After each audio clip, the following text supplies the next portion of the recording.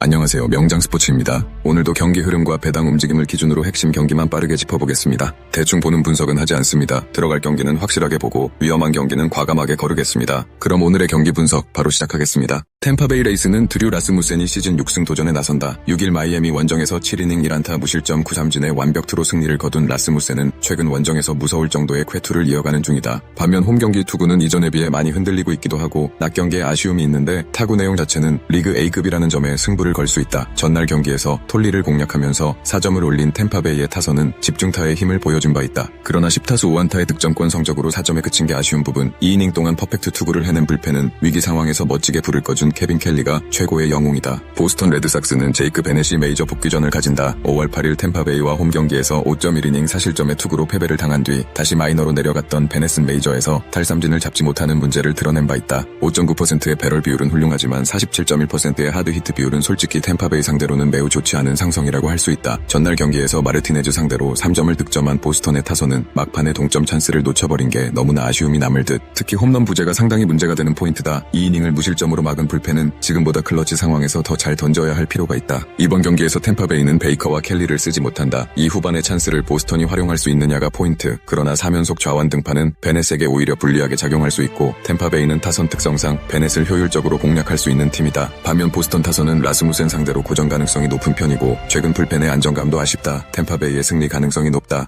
클리블랜드 가디언즈는 파커 매식이 시즌 7승 도전에 나선다. 6일 텍사스 원정에서 5.2이닝 3실점의 투구로 패배를 당한 매식은 홈런 이발이 너무나 컸다. 그래도 원정에 비해 홈경기 투구가 더 나은 투수이기도 하고 타구 허용 내용도 좋다는 점은 분명한 강점이다. 전날 경기에서 콜 상대로 2점을 올린 클리블랜드의 타선은 양키스의 불펜 공략 실패가 석패로 이어지고 말았다. 10타수 2안타의 득점권 성적과 13개의 잔루는 반성해야 하는 부분. 4이닝 동안 1실점을 허용한 불펜은 스미스까지 가는 길을 놓는 게 중요하다. 뉴욕 양키스는 카를로스 로돈이 시즌 2승에 도전한다. 5일 클리블랜드와 홈경기에서 6이닝 2안타 1실점 7삼진의 호투를 보여준 로돈은 최근 3경기에서 완벽한 부활투를 과시하고 있는 중이다. 원정 낮 경기라는 변수가 있지만 타구 허용 내용이 S급이라는 점에 충분히 승부를 걸고도 남음이 있다. 전날 경기에서 세코니와 헤링 상대로 홈런 2발로 3점을 올리는데 그친 양키스의 타선은 1차전의 호조를 이어가지 못한 게 아쉬움이 있는 포인트다. 장타 외에도 득점권에 집중력이 필요할 듯 5이닝을 4안타 무실점으로 막아낸 불펜은 마무리 베드나를 아낀 게 매우 커 보인다. 이번 시리즈는 그야말로 시리즈 내내 팽팽한 경기가 이어지고 있는 중이다. 이번 경기가 클리블랜드의 홈이라는 점을 고려한다면 매식과 로돈의 대결은 막상막하가 될 가능성이 높은 편. 이번 경기 역시 치열한 투수전이 될 전망인데 7회 이후의 불펜의 안정감은 양키스가 살짝 더 낮고 이 점이 결국 승부를 가를 것이다.